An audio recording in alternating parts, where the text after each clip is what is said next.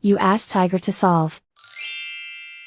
This deals with linear equations with one unknown. The final result is m equals 2. Let's solve it step by step. Group all constants on the right side of the equation. Add 11 to both sides. Simplify the arithmetic.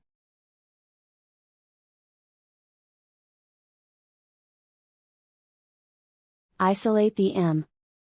Divide both sides by 9. Simplify the fraction. Find the greatest common factor of the numerator and denominator. Factor out and cancel the greatest common factor. And so the final result is m equals 2.